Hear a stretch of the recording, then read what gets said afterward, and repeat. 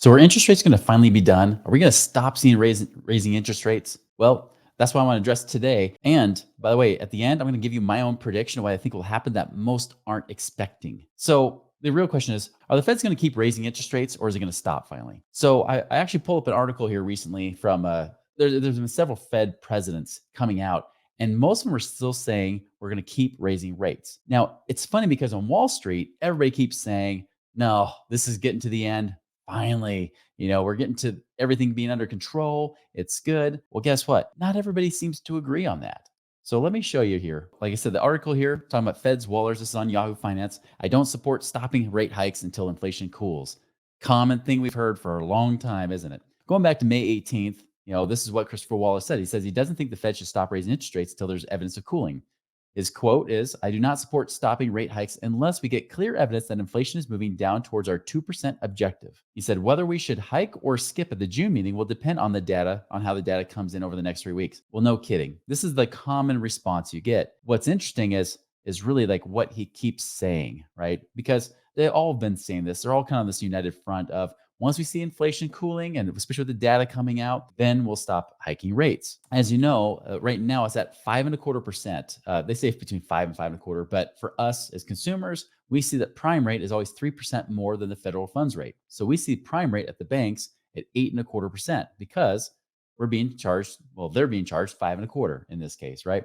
So 5.25% is that current rate. But this is coming up from being at 0.25%. We were just at 0.25. So it's gone up 5% in just over a year. Huge swing. By the way, 3% is considered to be kind of that neutral territory. But we're moving up well into the territory where it's supposed to be creating a slowdown in the economy. And like a lot of things, when you overcorrect your steering wheel, often you come off the road and you overcorrect and you crash, right? That's kind of what people have been expecting. And so they're hoping for some sort of relief that these interest rates will go down. I'm showing you here. I don't think it's going to be as much as what people think. By the way, we're actually at the rate that most people had predicted, even just a few months ago, is where we would stop. Many of the economists out there were saying it's right about 5 to 5.25. I think we'll stop. Well, guess what? I didn't have that prediction. I actually said between 5.5 and 6% is what I had said, and I said that still depends on the data coming out. It could be higher. So here's what it is. If we come down to it, he says, I do not expect the data coming in over the next couple months will make it clear that we've reached that terminal rate. What does that mean? That terminal rate means that when the rate's coming back down towards 2%. Now, he also said, what's more, the data since the Fed's last policy meeting hasn't yet offered enough clarity on what to do with interest rates at the next meeting. So pretty much, I have no clue what's going on. We'll just have to see, right? Wait and see has been the very common thing. Now, here's what's crazy that many people would be scared to hear, including people at Wall Street, which could affect your stock portfolio. He teased out these different scenarios for June. He says the belief is the data isn't going to get much better. So he says a 0.25% base increase, right, is appropriate. But another hike right here, right? He says, but another hike combined with any abrupt or an unexpected tightening of credit conditions could push the economy down rapidly, he added. If banking conditions do not appear to have tightened excessively, then hiking in July could well be the appropriate policy. So, in other words, I think he's saying like by the end of July's meeting, we might have to do it again. 5.5. That's over 5.5% now, right? So 0.25% would be at the 5.5%, which is what I had said is the minimum.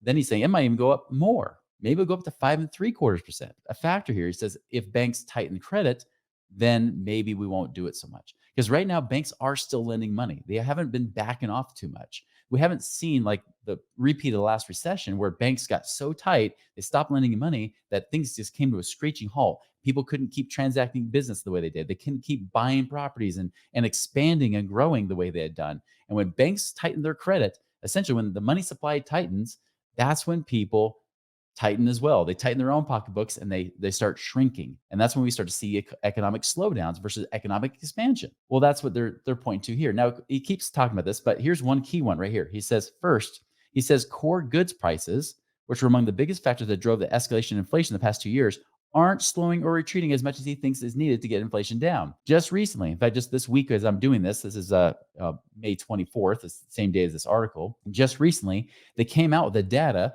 about these different sectors. Now, core goods prices, right? They're talking about the core inflation. What are the prices of things that you buy at the grocery store? Or the prices of rent and housing? Or the prices of anything you're dealing with in life?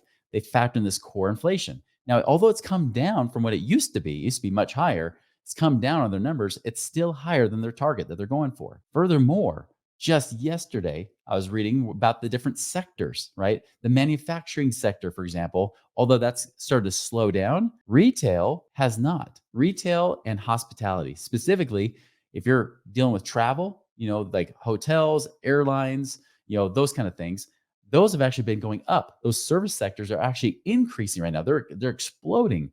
So although people are having a harder time paying for goods, they're having a much easier time apparently paying for travel and for essentially entertainment and those kind of things. The things that really, when things tighten up, those people stop doing, it hasn't happened. So now they're showing all these signs that things are picking up, and especially in the hospitality sector, right? Like especially with travel and food and things like that. So if those things are picking up, why would they slow down? Why would they try to stop raising rates? So there's a lot of data still coming in. Not to mention they talk about unemployment rates. It's funny how the government's manipulated unemployment rates so much to make it look better, but now it's backfiring because now they're saying, hey, it's the lowest unemployment we've had since 1969. Yay! This is awesome. But in truth, we really know is that there are layoffs happening, but it's just not enough. And so now it looks bigger. It looks better. Like it looks like the economy is completely healthy. This is why. This is the key thing why they won't want to lower rates and or even stop raising rates for that matter. Right here. The last thing he says he also thinks inflation won't come down very much unless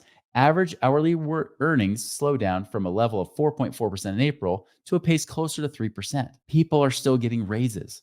And if people keep getting raises, they keep having more money to spend, that keeps the economy going. The feds want the economy to slow down. They want prices to slow down. Why do they want this? They want this because when things overinflate, they usually come crashing back down. And who gets blamed? They do. And then they lay them off and then they hire somebody else, right? That's typically how it works. When we have all these earnings going up, it doesn't show any signs of slowing. Now, this is also part of the problem of that low unemployment, right? Especially when they say there's just more job availability than there ever has been. By the way, solve that job availability issue, more immigration. Now I'm not saying like unrestricted borders. I'm not talking about that extreme kind of crap, but so many people fear immigration. It's like, well, that there's a lot of jobs available.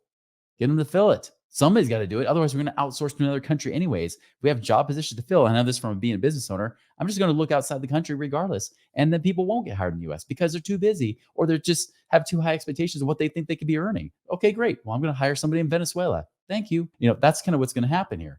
So we got all this lack of unemployment.